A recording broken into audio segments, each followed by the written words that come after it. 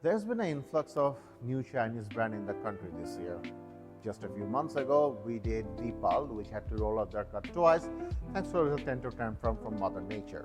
Now there's a new brand called the GAC, and they bought a plethora of cars, starting with these two, the Enzoom, which is basically their hot hatch.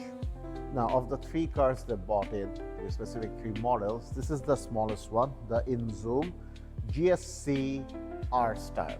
Now, if the R style gives you a hint, that is yes, they are very much mimicking of Honda because they started with Honda.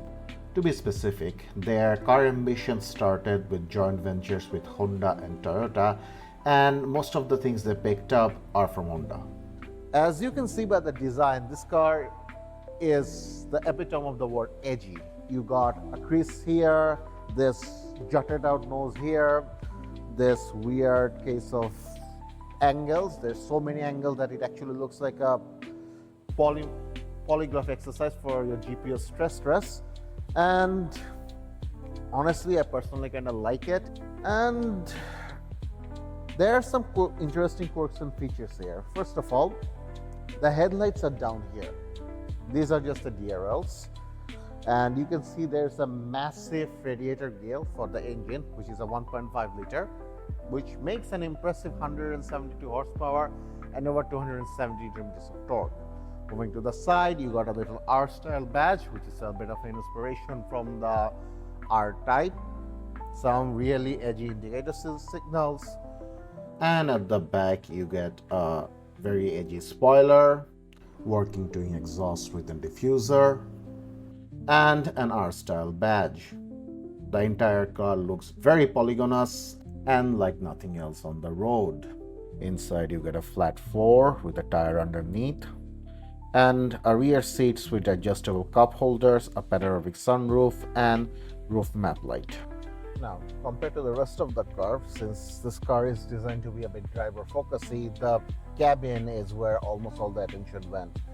You start the car up and you're greeted with two fully digital screens that not big by modern standard, but they're pretty good. You get your RPM counter, a digital speedo gauge, petrol indicator, and a relatively simple but rather responsive infotainment screen with Apple CarPlay. Underneath, you got temperature control with two very nice tactile feeling temperature and fan control. A lot of buttons to control the AC, a wireless hub, crystalline gear selector, two cup holders, this weird cubby hole to store something, and a relatively deep center console. And then there's a glove compartment because there's always one. Bizarrely, while the car has ambient lighting, it's only at the front. Alright, now while the Enzoom is the young brother who's still in his angst stage, the Enco is the one that went to college and got a degree. This is the more family-friendly, more comfortable version from GAC. It has the same imposing front look, but I really like the grille because these creases are functional. And underneath you got a 1.5 liter, not sure about the power numbers, I'll put it on the screen. Beside that you got much bigger gritty comfort 225, these are 19-inch, and much less aggressive ORVMs, same door handles, a moonroof up there, that one gets a sunroof which you can open. And since this is Enzoom's brother, there is a bit of edginess, namely this gigantic spoiler with a functional serrated tail light. Now if you open this power tailgate, you'll also be greeted with, assuming this doesn't hit my face, a big cargo space, a full-size spare tire, and a much nicer boot arrangement for your jack stand and warning triangle. Closing it, you'll see the tail light arrangement is also quite nice, but this, unlike the Enzoom, this exhausts are fake. The real one is stuck underneath. Opening the rear door, you are treated with one of the nicest looking interior I've seen in a while. It's cream on black. You get your own air air vents, one USB-C charger, and a massive moonroof. And one of the nicest looking release lever I've seen. Basically, you just pull it up and the door opens. Now, the nicest of the rear seat amplifies at the front. You get a same nice open lever, a much bigger infotainment screen. The seat has a memory function. As you can see, it's pushing me forward. Wireless charger, cup holders with a really weird arrangement, a big center console, and then there's this tube. This does nothing, this does nothing. This too controls the vent, and this is your temperature settings. The screen is relatively responsive, actually quite responsive, and you get your temperature selection, control, and everything else. Other than that, everything is fancy, nice, but if you do want to get really fancy, you need to go to their minivan, the ES9 Triunity. No connection to the current head of state of America. Quick correction, according to GSC Bangladesh staff, GSC dropped the Triunity name ever since he was elected the first time. As I was saying just a few seconds ago, now this is good, but if you want better, you get this. This is the E9 MPV, or basically a limousine in van form. And being their premium offering, GSC went for maximum road presence. At the front, it has a massive waterfall grille with LED accents, this glass shard like running light, and this really powerful LED headlamps, which I don't want to turn on because that will blind the sensor. Moving to the side, you get massive 18-inch wheels with weighted hubcap, just to make sure this thing doesn't spin. Let's take a Rolls Royce, it stays in one place. You get power doors that can be opened in 5 different speeds from the inside and outside. The PHEV cap, the fuel filler is on the other side.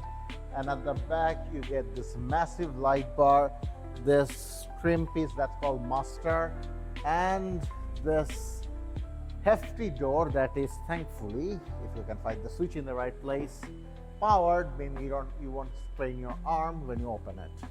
Inside, you'll find the PHEV charger, small false floor for your emergency stuff, in this case a med kit, and a third row that can be dropped by pulling these levers. I don't want to do this right now because that will hit the captain's chairs. Now, let's move to the inside. Now, before we move into the main attraction of the car, let's check out the driving position. You got powered seats, obviously.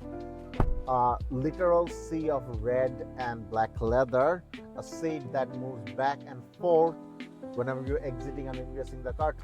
And in front of you, there is a massive screen that shows all the data, a infotainment screen that is very similar to the Enco, and a gear lever that has a fidgety crystal in it. Beside that, you get your cup holders, a hidden wireless charger, and a massive center console. One nice thing about this is, although I'm pretty sure this is not designed for the front row passengers, this cup holder can be either heated or cooled, which is a nice touch. And beside that, in the case the rear passengers need more leg room, although to be fair they have more than enough, the passenger side second row guy has the option to put this seat backward. With that said, let's move behind. Now, these are the main star of this car. These two massive captain's seat that looks like they've been pulled straight from an airplane. Getting in, you are treated with a small screen that has a button for seat adjustment, memory, seat massage, ventilation, and heating. So if I turn on SPA mode, it does this. Decompression mode's active, it's already messaging my back, and it's a really satisfying settings.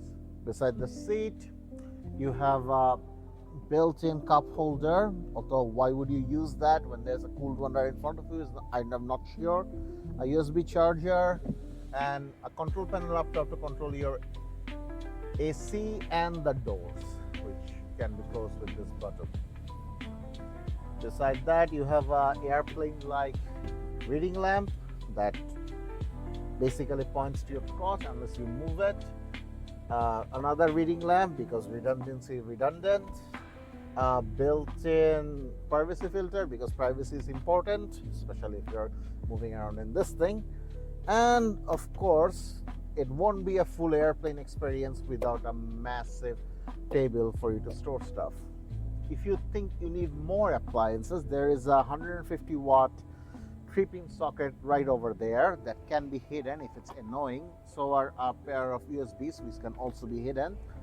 And at the back, in case you need to take extra passenger, there are 2 more seats which are by regular comparison very luxurious. They even have the cup holders and USB chargers, but compared to these 2, they are rather pedestrian. And as for the rest of the car, if you like music, the entire thing has Yamaha branded audio system, unlike the other 2 which, while have regular audio system, have tuned by DTS, and we tried them. They sound pretty amazing. Now, this car is about half the price of the Japanese Alphard, Toyota Alphard, which is competing with, and for that you get an amazing car. And also this is a PHEV, as I mentioned previously, which means you get fuel economy that is unparalleled in this category. We'll put down the price and specs on the screen, assuming GAC is finalized by the time this video go live. If you have any question, put it in the comment section. Thank you.